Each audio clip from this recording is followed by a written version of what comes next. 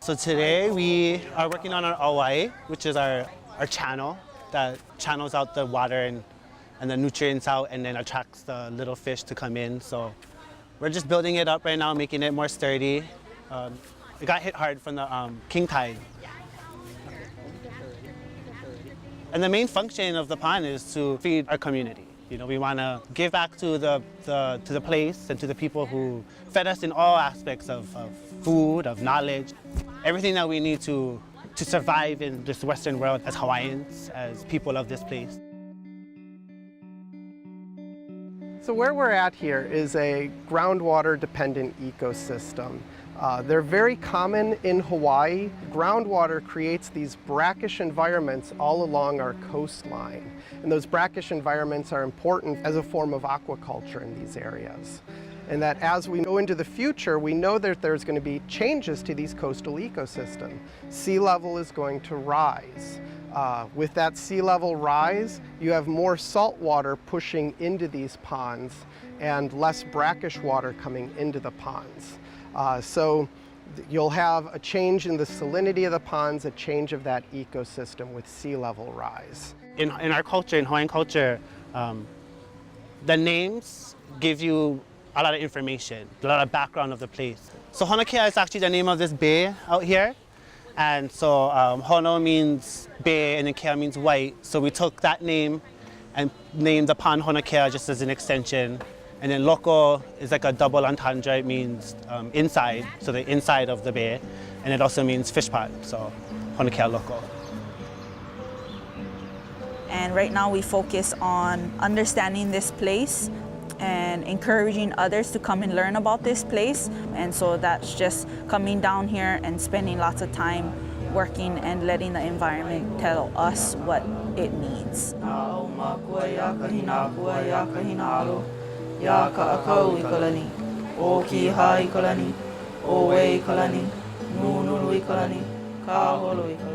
So this meeting point here, this gathering point is perfect for all of these layers of knowledge. It's so exciting because that's the very definition of the Manager Climate Core. Manager Climate Core is a real sustained or iterative collaboration across diverse groups, pulling them together to essentially give the scientific method rooted in a place. Not only a place geographic, but cultural place. And that's what Kamala's group is here doing. And so it's such an exciting thing for me to see it in action. We share the same passion in like wanting to be outside and wanting to care for the environment that we grew up in our entire life. We just jumped in and we just carried out the activities we learned at the other fish pond, and we just learned as we went. However, these systems are threatened. There's development that goes on, which results in pollution of the groundwater. For example, cesspools and septic tanks add extra nutrients to the water. Injection wells in urbanized areas can add other pollutants to the water as well. And so there's that threat of pollution of this groundwater into these nearshore ecosystems. We need to make sure that we're considering these ecosystems and that they have sufficient groundwater coming into them. We want to be present in these places to understand it better so we can progress with it. Imagine if we could train more people, or we can get more people into this activity, into this practice of Loko I'a, then how much difference it would make along our coastlines, you know? We're pulling together a really diverse group of managers.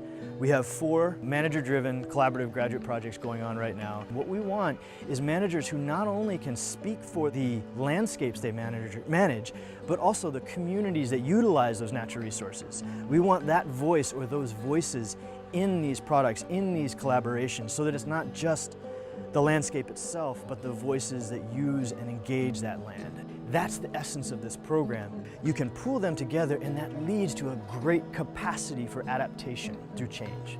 That's what we're doing. You know, it's come from the students, from everyone getting together. That communication, that interaction with the pond managers has really helped to make our project a success overall. Taking care of it just brings life to the ohana when you go home even. It just brings a new consciousness to your whole life, yeah? Because when we were growing up, you know, mainly we just used to swim and surf and mainly for fun, yeah, where this place was. And I think as we got older, a few of us started having kids, yeah? It just takes that little drop in the pond. Just the purity of being connected, I think. I hope the next generation can understand that. I think we'll be running with this momentum, yeah? Of activation and ho'olokahi lahui, yeah? To come together as a people and take care of, you know, take care of the subject at hand and move to the next. E mālama o kou ia mākou, e ulu I ka lani, e ulu I ka honua, e ulu I ka pai aino o Hawaii. E ho mai ka ike, e ho mai ka ikaika, e ho mai ke akamai, e ho mai ka maopopo pono, e ho mai ka ike pāpālua, e ho mai ka mana. Amama ua noa.